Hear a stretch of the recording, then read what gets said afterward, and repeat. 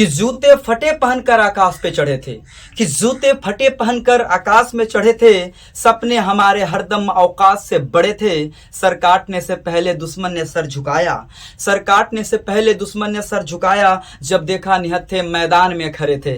So hello everybody, आप सभी का स्वागत है आपके अपने यूट्यूब चैनल गबरू टीचिंग पॉइंट पे। आज हम लोग क्लास 10th प्रमेय 1.2 लेकर के आ गए हैं। प्रमेय 1.2 और प्रश्नावली 1.2 ही है वास्तविक संख्या का, उसको लेके आ गए हैं। देखिए, ये एग्जाम्स में आपको ये जो है अंक गणित की आधारभूत प्रमेय का प्रमेय नहीं पूछा जा सकता है, लेकिन समझना जरूरी है ये क्या होती है, समझ लेंगे। बाकी इसका एप्लीकेशन है, इसका अप्लाई है 1.2 में, इस चीज को देखना है। देखिए क्या है प्रमेय 1.2, या इसको हम दूसरा नाम से क्या बोल सकते हैं, अंक गणित की आधारभूत प्रमेय। तो आधारभूत प्रमेय क्या है? प्रत्येक भाज्य संख्या को अभाज्य संख्या के एक गुणनफल के रूप में व्यक्त या गुणनखंडित किया जा सकता है, तथा यह गुणनखंड अभाज्य गुणनखंड के आने वाले क्रम के बिना अद्वितीय है।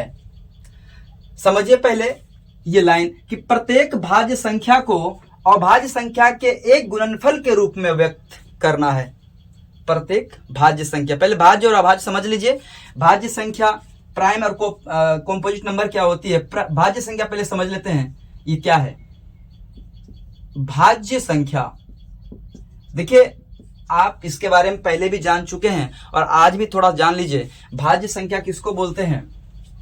वैसी संख्या जिसका गुणनखंड एक और स्वयं के इलावे हो। इलावे मतलब जैसे 4, ये मेरा भाज्य संख्या है। क्यों?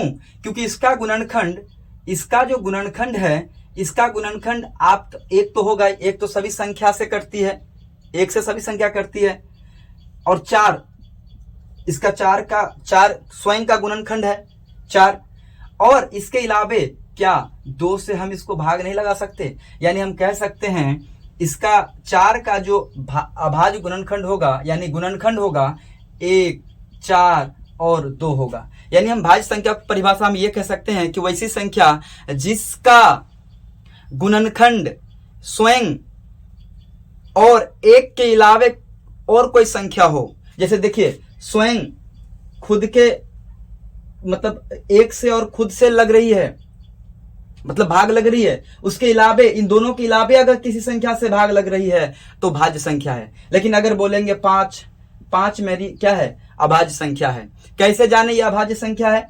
क्योंकि इसका गुणनखंड 1 ही होगा और इसका गुणनखंड 5 ही होगा। मतलब एक और स्वयं के से सारी संख्या लगती है भाग, लेकिन अगर एक और स्वयं के अलावे किसी से लगती है तो हम उसको भाज्य संख्या बोलेंगे। और एक और खुद से अगर जो संख्या केवल लगती है, केवल एक और खुद से जो लगती है, उसको बोलेंगे अभाज्य संख्या। उसको क्या बोलेंगे? अभाज्य संख्या।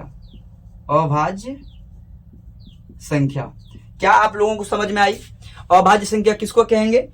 वह संख्या जिसका गुणनखंड एक और स्वयं मतलब 5, खुद एक और खुद से लगती है और इसके अलावा किसी से नहीं लगती है, हम अभाज्य संख्या कहेंगे। और भाज्य संख्या किसको कहेंगे? वह संख्या या वैसी संख्या जो एक और स्वयं, एक और खुद के अलावा किसी दूसरे से लगे, एक और खुद से किसी संख्या मतलब और दूसरी संख्या से किसी संख्या से लगे, तो उसको हम भाज्य संख्या कहते हैं। जैसे आपसे पूछेंगे बताइए 9 भाज्य है कि अभाज्य है, तो आप कहिएगा कि 9 जो है वो भाज्य संख्या है, भाज्य संख्या है। क्यों?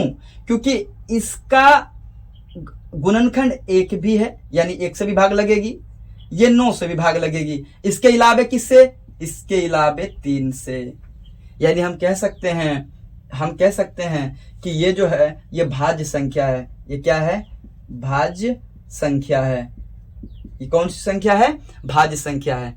गर्मी बहुत है दोस्तों, अभी 12 बजे का समय है और काफी गर्मी है, और शूट करना 2 दिन से वीडियो शूट नहीं हुई थी, किसी काम में मैं व्यस्त था, तो सोचा कि आज भी अगर शूट नहीं होगी तो डिले हो जाएगा। और तो ये समझ में आ गई, पर कोई नहीं, सपने एपीजे अब्दुल कलाम जी कहे थे कि सपने वो नहीं होता जो सो कर देखा जाए, सपने वो होता है जो सोने नहीं दे। सपने, आप अगर सच में आपकी सपना है ना अच्छा करने का, तो आप अगर रात में 6 घंटा 7 घंटा का नींद लेते हैं तो हर तीसरे घंटा चौथे घंटा में यह आपको नींद तोड़ देगी। आपके सपना में वो पावर होता है, और जो इसके साथ ऐसा हो रहा है वो एक दिन बहुत ही अच्छा कर जाएगा। अदरवाइज तैयारी तो सब कोई कर रहे हैं, कोई लोग सक्सेस होते हैं, कोई लोग अनसक्सेसफुल होते हैं। और सक्सेस वही होते हैं जो अपने सपनों के ऊपर विश्वास होता है और सपने के ऊपर पूरा समय समय बिताता है, तो वो सफल करेगा। तो भाज्य संख्या और भाज्य संख्या समझ में आ गई। अभाज्य संख्या क्या होती है, भाज्य संख्या क्या होती है। चलिए इसका प्रयोग है, तो आप चाहें तो लिख लें कि भाज्य संख्या क्या है।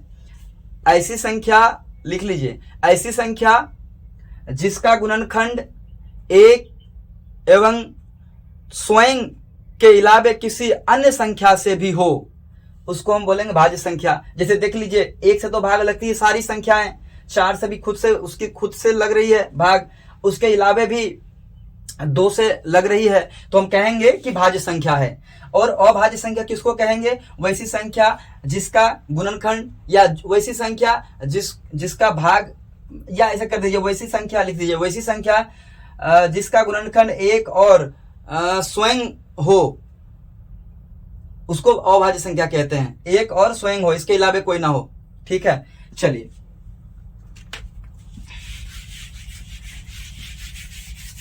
अब हम बात करते हैं प्रत्येक भाज्य संख्या को अभाज्य संख्या के एक गुणनखंड के रूप में व्यक्त कीजिए। कोई भी एक संख्या ले लेते हैं, सपोज कीजिए 9 मेरा क्या है, भाज्य है अभाज्य है? कमेंट करके बताइए भाज्य है या अभाज्य है। तो आप पाइएगा कि भाज्य है। क्योंकि इसका 1 और स्वयं के अलावे भी किसी दूसरी संख्या से भाग लगती है। जैसे 1 से तो लगेगी, 9 से तो लगेगी ही, लेकिन इसके अलावे भी 3 से लगेगी। ठीक है, प्रत्येक भाज्य संख्या को लिख दिए, प्रत्येक भाज्य संख्या को अभाज्य संख्या के एक गुणनफल के रूप में व्यक्त कीजिए। अब इसको क्या करेंगे, अभाज्य गुणनखंड कीजिए। तो ये संख्या ले लिए, ये मेरा सबसे पहली बात तो ये जानिए कि ये भाज्य संख्या है। 3 से जाएगी, ये 3 तिया 9, फिर ये 3 से जाएगी, 3 कम 3। ठीक है, तो आप देखिएगा ये 9 है, इसको आप कैसे लिखिएगा, 3 into 1। यानी अब प्रत्येक भाज्य संख्या को अभाज्य संख्या के एक गुणनफल के रूप में व्यक्त कीजिए। ये जो 9 है, इसको अभाज्य संख्या के गुणनफल के रूप में है कि नहीं है। देखिए 3 into 1, 3 मेरा क्या है, भाज्य है कि अभाज्य है, अभाज्य है। उसके गुणनफल के रूप में, गुणनफल मतलब गुना के साइन देख रहे हैं, गुणनफल के रूप में एक भी भाज्य संख्या की अभाज्य संख्या है, तो आप कहिएगा क्या है। तो याद रखिए, एक ना तो भाज्य संख्या है न अभाज्य संख्या है। ठीक है, जान जाइए। तो इतनी बात समझ में आ गई। तो यही बस कहता है, यही स्टेटमेंट है। और देख लीजिए, रूप में व्यक्त किया जा सकता है, कर दिए। तथा यह गुणनखंड अभाज्य गुणनखंड के आने वाले क्रम के बिना अद्वितीय है। अद्वितीय मतलब कोई दूसरा नहीं। गुणनफल आने वाले क्रम, ये जो क्रम है, अब देखिए 9 को हम क्या लिख सकते हैं, 3 into 1, ये लिख सकते हैं। लेकिन क्या इसको 9 को क्या हम ऐसा लिख सकते हैं, 3 into 3, चलो समझो बात को, 9 को हम 3 into 1 ही लिख सकते हैं। कहने का मतलब है कि अब 10 भाज्य है कि अभाज्य है, तो आप कहिएगा कि ये भाज्य है। तो अब इसको क्या लिख सकते हैं, इसका 10 का जब गुणनखंड कीजिएगा, 2 5 10, और तो जाएगी नहीं, तो 2 into 5 into 1, ये केवल 10 का ही ये अभाज्य गुणन, देखिए अभाज्य संख्या के एक गुणनफल के रूप में व्यक्त किया जा सकता है। ये अभाज्य संख्या के गुणनफल के रूप में है। 10 को केवल ऐसे ही लिखा जा सकता है, दूसरे तरीका नहीं है। इसलिए बोलते हैं कि अभाज्य गुणनखंड के आने वाले क्रम, ये जो क्रम है ना, अभाज्य गुणनखंड किया हुआ जो है, कि आने वाले क्रम बिना अद्वितीय है। आने वाले क्रम के बिना अद्वितीय है। अगर अद्वितीय मतलब कोई दूसरा नहीं हो सकता, 10 को ऐसे ही लिख सकते हैं और कोई दूसरा तरीका से नहीं लिख सकते, यही कहने का मतलब है। ठीक है, चलिए आगे हम फिर वापस चलते हैं। हाय रे गरमिया चुआ देला पानी। चलिए बहुत गर्मी है। आते हैं सीधे प्रश्नावली 1.2 पर। यह प्रश्नावली 1.2 क्या है? देखिए, निम्नलिखित संख्या को अभाज्य गुणनखंड के गुणनफल के रूप में व्यक्त कीजिए। जो संख्या दी हुई है उसको अभाज्य गुणनखंड के गुणनफल के रूप में लिखिए। हम एक करके दिखाते हैं, बाकी एक में ही 1 2 3 करके रोमन अंक में लिखा गया है प्रश्न, हम एक को करते हैं। ओके, तो 1 नंबर का जो हल है, प्रश्नावली 1 नंबर का हल क्या होगा? तो चलिए 140 को क्या करेंगे? बोलता है कि अभाज्य गुणनखंड के गुणनफल के रूप में। बहुत सिंपल है, धीरज बना के रखिए, सीख जाइएगा। अभाज्य गुणनखंड के गुणनफल के रूप में व्यक्त कीजिए। तो सबसे पहले अभाज्य गुणनखंड कर लीजिए इसको। 2 7 14, 2 35, 2 9 70, 5 से 5 7 35 और 7 एकम 7, और तो नहीं जाएगी। तो आप क्या, ये तो बोल रहा था कि अभाज्य गुणनखंड के गुणनफल के रूप में व्यक्त कीजिए, यानी जो है 140 बराबर आप गुणनफल के रूप में कैसे व्यक्त कीजिएगा? तो 2 कितने बार आया है? 1 2 2 बार, तो 2 का पावर 2 इंटू 5 कितने बार? 1 बार, तो 5 इंटू 7 कितने बार है? 1 ही बार है, और 1 कितना बार है? 1 ही बार है। तो चलो लिखने की कोई जरूरत भी नहीं था, चलो लिख देते हैं, छोड़ो उसको। तो ये देख लो, ये देख लीजिए, ये इसी रूप में बोल रहा है व्यक्त करने के लिए। देखिए, समझिए, इसी रूप में, यानी निम्नलिखित संख्या को अभाज्य गुणनखंड के गुणनफल के रूप में व्यक्त कीजिए। इसी रूप में व्यक्त करने के लिए कह रहा था। देख लीजिए, इसका एक स्क्रीनशॉट ले लीजिए और बाकी ये खुद बनाने का प्रयास कीजिए। सब टीचर पर डिपेंड मत होइए, कुछ प्रश्न को खुद ही करना चाहिए। तो ये करके हम देंगे नहीं, खुद करना है आप लोगों को। लिख लीजिए। चलिए उसके बाद प्रश्न नंबर 2 करते हैं सीधे। 2 में क्या है? 2 में क्या कहता है कि पूर्णांकों के निम्नलिखित युग्मों के HCF और LCM ज्ञात कीजिए। जाके 2 नंबर देखिए अपने किताब में, प्रश्नावली 1.2 में। पूर्णांकों के निम्नलिखित युग्मों के HCF और LCM ज्ञात कीजिए। HCF निकालना है और LCM निकालना है, तथा इसकी जांच कीजिए कि 2 संख्या का गुणनफल बराबर होता है HCF इंटू LCM। देखिए, एक चीज जान जाइए, सबसे पहले आपको क्या निकालना है? HCF और LCM निकालना है। तो HCF और LCM निकालते कैसे हैं, क्या पता है आपको? तो सबसे पहले मेरे ये संख्या ले लेते हैं, 26 और 91। हाँ, 91। तो पहले को ले लेते हैं 1 नंबर में हल, ये दूसरा नंबर का हल कर रहे हैं, हल। तो क्या कहता है? HCF और LCM ज्ञात कीजिए। HCF और LCM, तो पहले HCF LCM निकालते, उसके बाद फिर इसकी जांच करना है। तो 26 का अभाज्य गुणनखंड कीजिए और 91 का अभाज्य गुणनखंड कीजिए।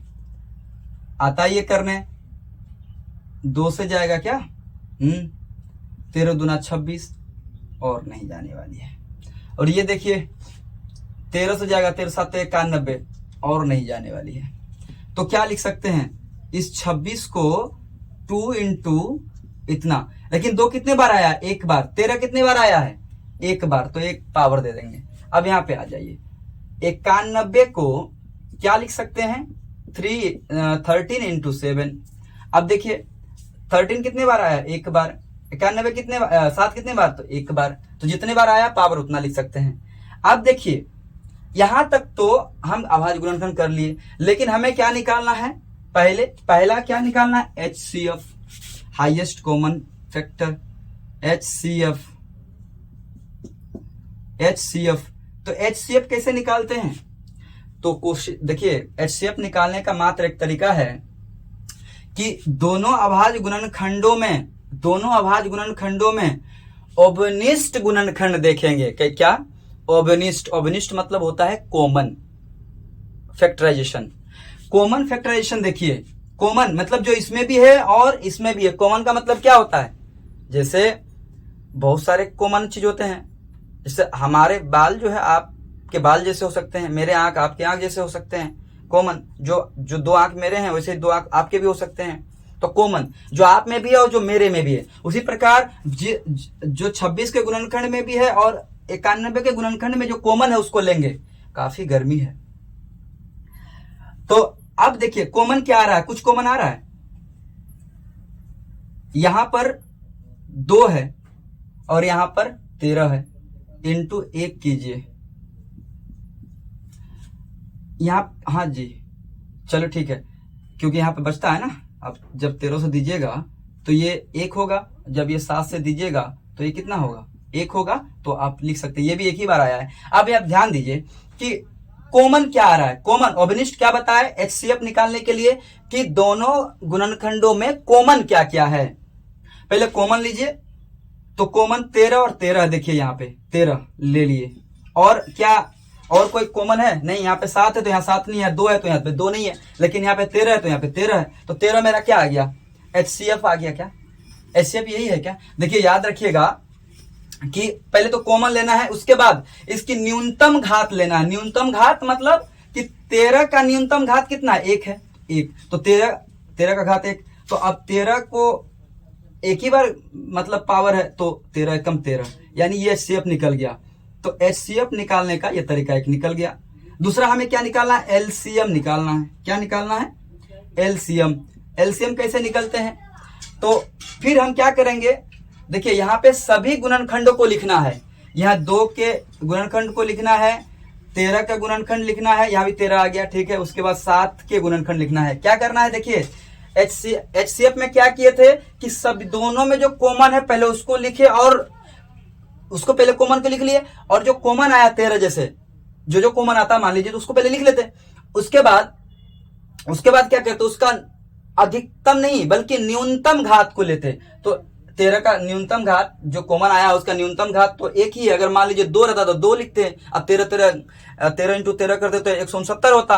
अब देखिए एलसीएम कैसे निकलती है, याद रखिएगा सभी गुणनखंड लेने हैं, जितने भी गुणनखंड है 2 ले लेंगे, 13 है तो 13 ले दिए, 7 है तो 7 ले लिए, 1 है तो 1 भी ले लीजिए, कोई दिक्कत नहीं, बताओ वही पड़ता है तो नहीं लेंगे लंबा करने के लिए, ठीक है। और याद रखिएगा इसका जो है अधिकतम घात लेना है, सभी के अधिकतम घात लेने हैं, तो 2 का अधिकतम घात कितना है, 1, 13 का अधिकतम घात कितना है, यहाँ पे अधिकतम घात लेना है, यहाँ पे न्यूनतम घात लेना है, और यहाँ पर ये भी तो एक ही है, तो आप गुना कीजिएगा तो कितना आ जाएगा, 13 साते 91 गुना 2, 13 साते 91 गुना 2, 2 9 दूना 18, 182 होगा ना, 13 साते 91 गुना 2, 2 एकम 2, 9 दूना 18, ठीक है, इतना आ गया। एलसीएम कितना आ गया ये, तो देखिए क्या तरीका रहा, देखिए याद रखिएगा एक चीज यहाँ पे नोट कर लीजिए, यहां पे क्या करेंगे, कॉमन गुणनखंड को लेना है। एचसीएफ निकालने में क्या करना है, कॉमन गुणनखंड लेना है, और इसकी न्यूनतम घात लेना है, न्यूनतम घात लेना है, सबसे छोटा घात। और इसमें क्या करना है, इसमें सभी गुणनखंडों को लिखना है। इसमें क्या करेंगे, एलसीएम निकालने में सभी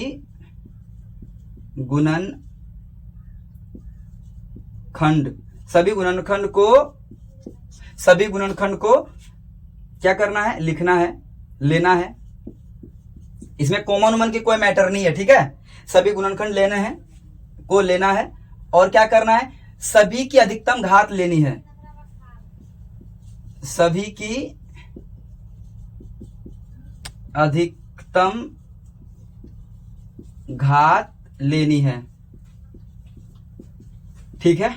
तो ये देखने वाली क्या बात है कि कॉमन गुणनखंड लेना है और इसकी न्यूनतम घात, कॉमन ले लेंगे लेकिन यहाँ पे कॉमन नहीं, सभी गुणनखंड को लिख लेंगे, जैसा कि यहाँ पे गुणनखंड सभी को गुणनखंड को लिख लिए, और जो अधिकतम घात है वो ले लेंगे। तो ये है पूरा बन गया, लेकिन इसको एक बार लिख लीजिए अब। लेकिन यहाँ पे कह रहा है आगे प्रश्न फिर कि एचसीएफ और एलसीएम ज्ञात कीजिए तथा इसकी जांच कीजिए कि 2 संख्या का गुणनफल एचसीएफ इंटू एलसीएम होता है। इसको पहले लिख लीजिए, उसको जांच करते हैं, जगह नहीं है, चलिए लिख लिए होंगे आप लोग।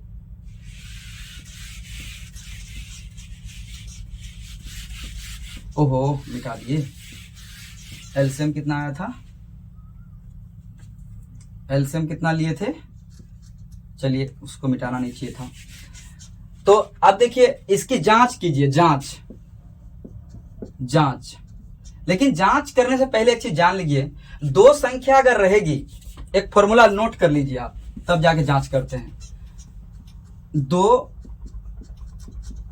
संख्याएं हैं ए और बी, ठीक है। तो याद रखिएगा दो संख्या का गुणनफल यानी देखिए दो संख्या है ये और ये, इसका एचसीएफ निकलेगा, एचसीएफ मान लेते हैं, एचसीएफ ऑफ ए और B into LCM A and B, LCM A और बी का एलसीएम बराबर होता है पहली संख्या इंटू दूसरी संख्या। यह फॉर्मूला है, याद रखिएगा। जब भी दो संख्या दिया हुआ रहे और उसका एचसीएफ और एलसीएम निकालने बोले तो एक तो इससे निकलेगा, तो एचसीएफ इस फॉर्मूला का इस्तेमाल करेंगे भी मैथ्स में। क्या है कि दो संख्या अगर मान लीजिए दिया है ए और बी, ठीक है, तो इस संख्या का एचसीएफ ए और बी का एचसीएफ गुना ए और बी का एलसीएम बराबर होता है पहला संख्या इंटू दूसरा संख्या, यानी दो संख्या का गुणनफल बराबर होता है एचसीएफ इंटू एलसीएम। ये फॉर्मूला नोट कर लीजिए, अभी नोट कीजिए, ठीक है, नोट करना है। अब इसका इस्तेमाल देख लीजिए, इस मैथ में इस्तेमाल होगा। बोलता है इसकी जांच कीजिए कि दो संख्या का गुणनफल एचसीएफ इंटू एलसीएम, दो संख्या का गुणनफल, तो दो संख्या का गुणनफल अभी, चलिए इसको लिख लिए, चलिए अब जांच कर लेते हैं, लिखते जाइए आप, जांच कर लेते हैं,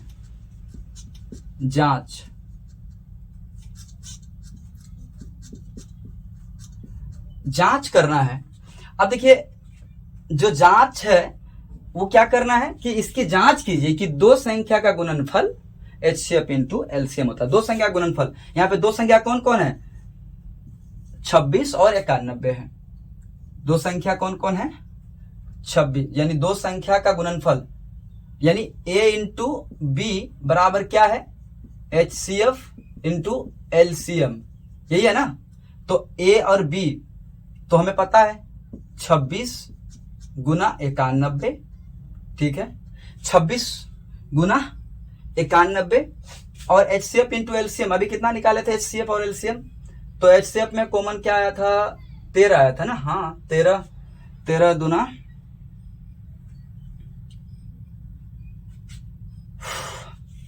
चलो एक बार क्या मिटा भी दिए, लेकिन चलिए यहां पे इसका गुणनखंड कितना किए थे, 26 का किए थे ना अभी, 2 गुना 13 और 91 का किए थे 13 दुना 13 7 91, तो कॉमन ये और ये आया था, तो ये तो एचसीएफ निकल गई थी हमारी, ठीक है।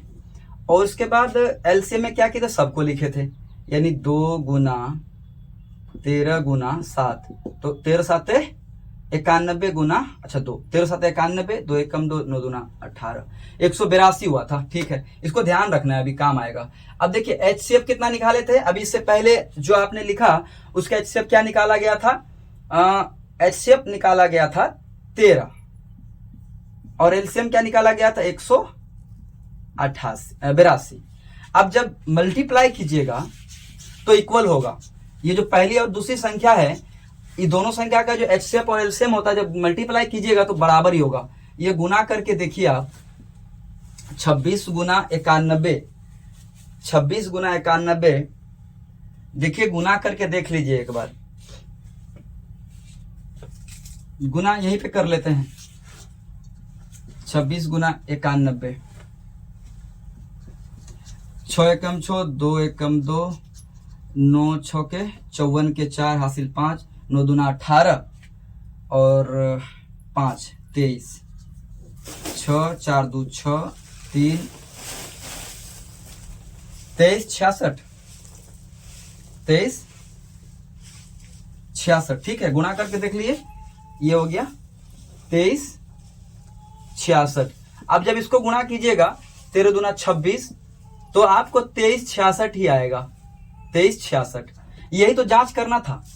देखिए हमने क्या किया, पूर्णांकों के निम्नलिखित युग्मों के HCF और LCM ज्ञात कीजिए, जो पहले इससे पहले स्टेप में कर लिए, और इसकी जांच कीजिए कि दो संख्या का गुणनफल जो है HCF इंटू LCM होता है। दो संख्या का गुणनफल मतलब A और B, पहला संख्या A मान लिए, इसको B मान लिए, तो दोनों संख्या गुना किए तो HCF और LCM तो निकाल चुके ही थे, तो मेरा तो आराम से निकल आया, ये बराबर हो गया, बराबर का है। चलिए बाकी हम बना के नहीं देंगे, बाकी आपको खुद बनाने हैं, 2 नंबर 3 नंबर 2 नंबर का, ठीक है।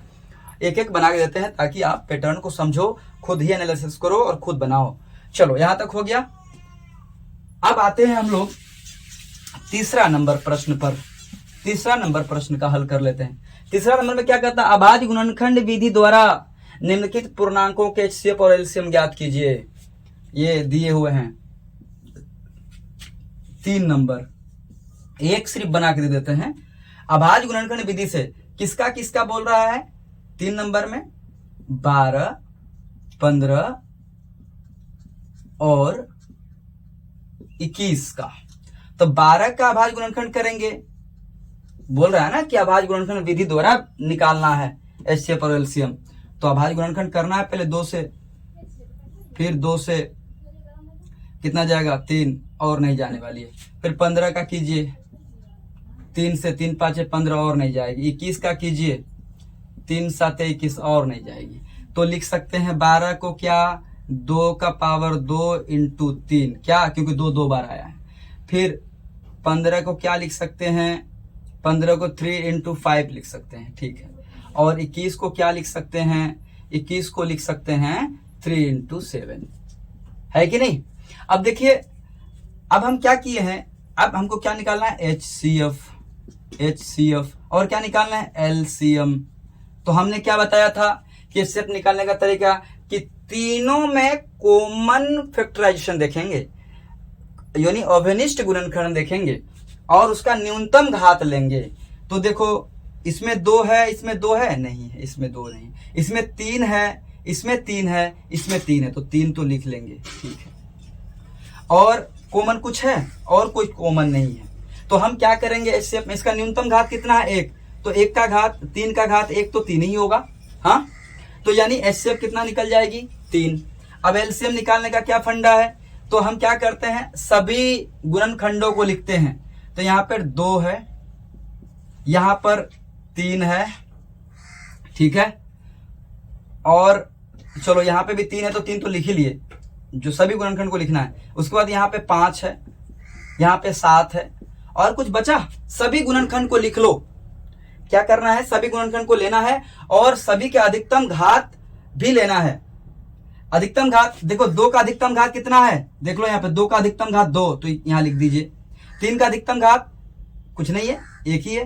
5 का अधिकतम घात कुछ नहीं, 1 ही है, 1 ही लिख दिए, ठीक है। और 7 का अधिकतम घात 1 ही है। तो आप बताइए 2 का घात 2 तो 4 हो जाएगी, और 3 का घात 1 3, 5 का घात 5, 5 का घात 1 है तो 5, 7 का घात 1 है तो 7। अब मल्टीप्लाई कर लीजिए, क्या मिल जाएगी, 7 5 35, 35 और 4 तिया 12, कितना होगा 12 और 35 को मल्टीप्लाई कीजिएगा तो 5 दूना 10, 5 एकम 5 एक 6, 3 दूना 6, 3 एकम 3, 0 6 दूना 12, 420। ये 420 क्या निकल गई, हमारा LCM निकल गया। और हमें क्या मांग रहा था, पढ़िए एक बार, अभाज्य गुणनखंड विधि द्वारा निम्नलिखित पूर्णांकों के HCF और LCM ज्ञात कीजिए। हम अभाज्य गुणनखंड विधि द्वारा ही HCF और LCM ज्ञात किए हैं। ये इसका हो गया और इसका आंसर ये हो गया LCM, ठीक है। ऐसे ही बनाना है एग्जाम्स में, एक स्क्रीनशॉट लीजिए। चलिए उसके बाद हम आते हैं प्रश्न नंबर 4 पर। प्रश्न नंबर 4 क्या है कि HCF 306 657 बराबर 9 दिया है, मतलब इसका जो HCF है 9 है, और LCM इतना का ज्ञात करना है, LCM निकालना है। देखिएगा, आपको एक फॉर्मूला बोले थे अभी कि 2 संख्या है, अभी एक फॉर्मूला बताए थे, याद रखिएगा।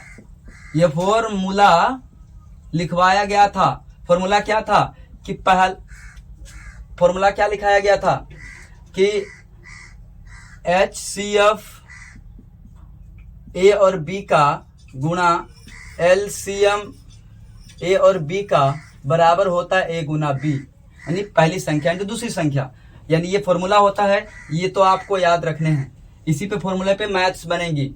अब देखिए, अब जो है हमारा दिया हुआ क्या है, HCF निकाला हुआ है, कितना हम लिख सकते हैं, ये कितना 4 नंबर ना दिया है, HCF बराबर 9। हमें क्या मांग रहा है, एलसीएम ज्ञात कीजिए, एलसीएम निकाल लेंगे तो सीधे हल पे आते हैं भाई। एलसीएम बराबर निकालना है तो हमें पता है फॉर्मूला, HCF कितना का, HCF चलो फॉर्मूला पहले लिख लेते हैं,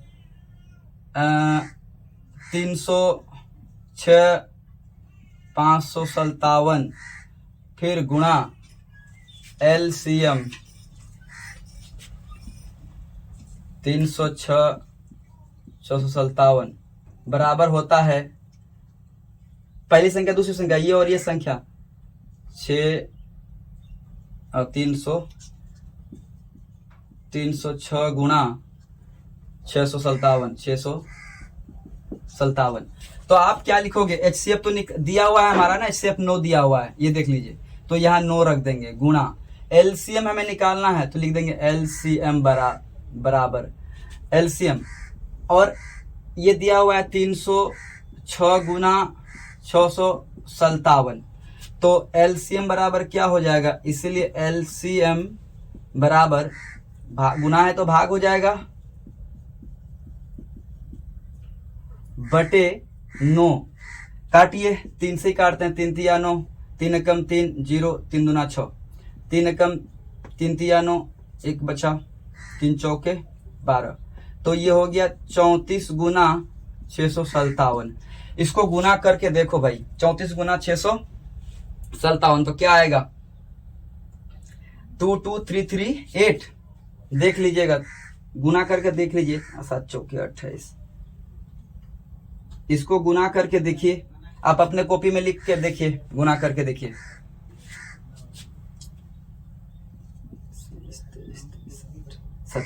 ये इतना आएगा, गुना करके जो है इसका गुना करके इतना आएगा, एक बार गुना करके देख लीजिएगा, इतना ही आएगा।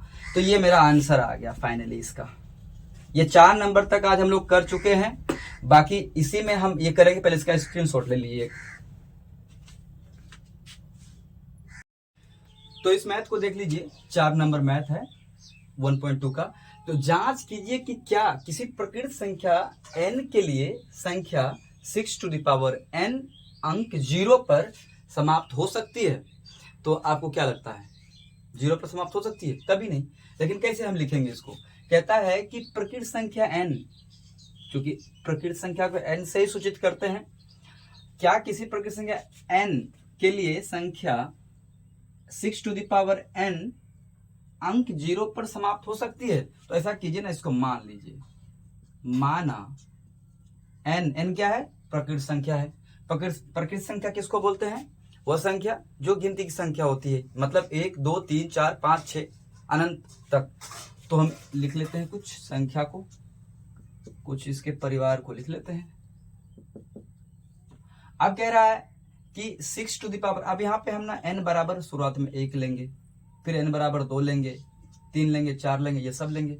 अब देखेंगे क्या 6 टू द पावर n, यानी ये इसको पावर अगर n के जगह पर रखने पर, यानी 6 टू द पावर n के जगह पर, अब 6 टू द पावर अगर मान n के जगह पे 1 रखते हैं, चूंकि n का मान मान लिया है, तो x n के जगह पे 1 रखेंगे तो 6 का पावर 1 तो 6 ही होगा, ठीक है।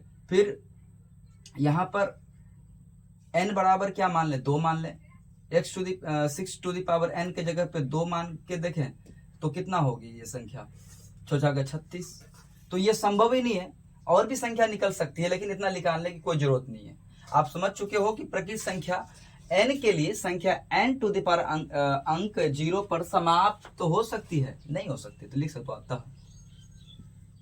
कभी होगा ही नहीं पावर 0, मतलब इस संख्या को रखने के बाद मतलब ऐसा संख्या ही नहीं होगा जो इसको 0 बना सके, यानी संख्या 6 टू द पावर n अंक 0 पर समाप्त हो, तो लिख सकते हैं अतः 6 टू द पावर n अंक 0 पर समाप्त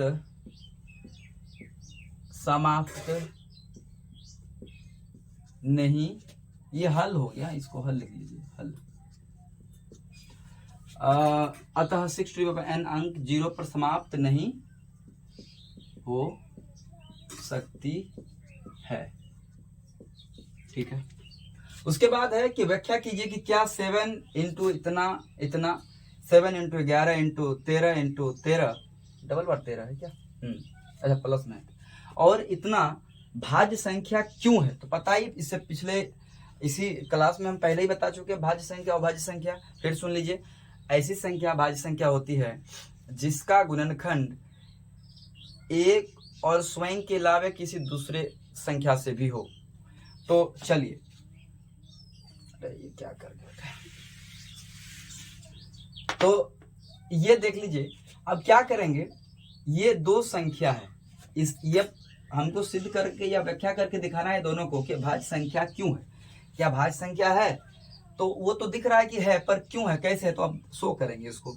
ऐसा कीजिए, इसको ना ए मान लीजिए, इसको क्या मान लीजिए, ए मान लीजिए, और इसको बी मान लीजिए। अब देखिए इसमें कुछ कॉमन, अच्छा ऐसा लिख सकते हैं क्या आप, 11 इंटू 13, इसको अलग कर लीजिए, फिर प्लस 13, इसको अलग कर लीजिए। सेम टू सेम इसको भी कर सकते हैं,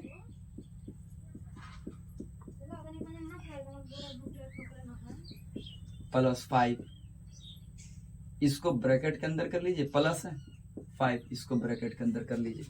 अब दोनों में कॉमन तो आ ही सकती है, 13 और 13 दोनों में कॉमन है, तो आप लिख लीजिए 13 13 कॉमन है, तो बचेगा, यहाँ पे बच जाएगी संख्या 7 11 तो इंटू 1, चूंकि यहाँ पे एक ही बचेगी,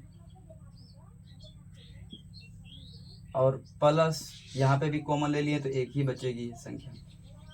ठीक है, फिर इसमें देख लीजिए, इसमें कॉमन क्या आ जाएगी, 5, और तो कोई संख्या है नहीं कि कॉमन आए, तो 5 कॉमन ले लेंगे, तो बचेगी कितना, 7 इंटू 6 इंटू 4 इंटू 3 इंटू 2, क्योंकि 5 कॉमन ले लिए।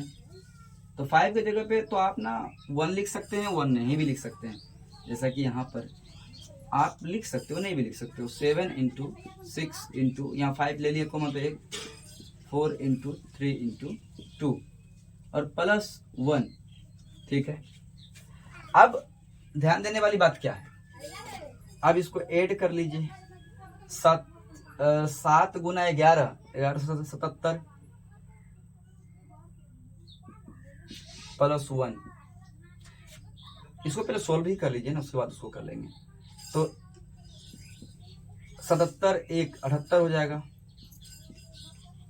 अब देखिए, ये तो अभाज्य गुणनखंड है, मतलब ये जो है भाज्य संख्या है।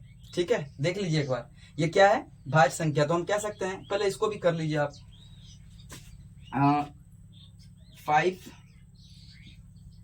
अब इसको मल्टीप्लाई कीजिए, इसको मल्टीप्लाई कर लीजिए, यहाँ तक कर लीजिए, 2 तक मल्टीप्लाई कीजिएगा, 7 गुना 6 गुना 1 गुना 4 गुना 3, तो आपको 1008 आ जाएगा। गुना करके आप देख लीजिएगा, 1008 आ जाएगा। गुना करके देखिएगा, इसको गुना कीजिएगा तो 1008 आएगी, और प्लस 1, तो 5, 1008 प्लस 1 तो 1009, छोड़ो ना यहाँ पे, ऐसा लिख। ये भी क्या है, भाज्य संख्या है। भाज्य संख्या क्यों है, क्योंकि 78 का भी गुणनखंड हो सकता है, मतलब 2 से अधिक, 1009 का भी गुणनखंड 2 से अधिक हो सकता है। तो हम लिख सकते हैं, चूंकि यह संख्या का गुणनखंड संभव है, लिख सकते हैं ना, चूंकि इस संख्या के अभाज्य गुणनखंड संभव है, चूंकि इस संख्या का अभाज्य गुणनखंड संभव है। इसीलिए कह सकते हैं क्या, इसीलिए यह एक भाज्य संख्या है। सेम कंडीशन यहां भी लिखेंगे, सेम बात यही लिखेंगे, दोनों के लिए एक ही बात लिख देंगे। इसीलिए क्योंकि इसका अभाज्य गुणनखंड संभव है ना, इसीलिए इस संख्या का चूंकि इसलिए हो गया ना,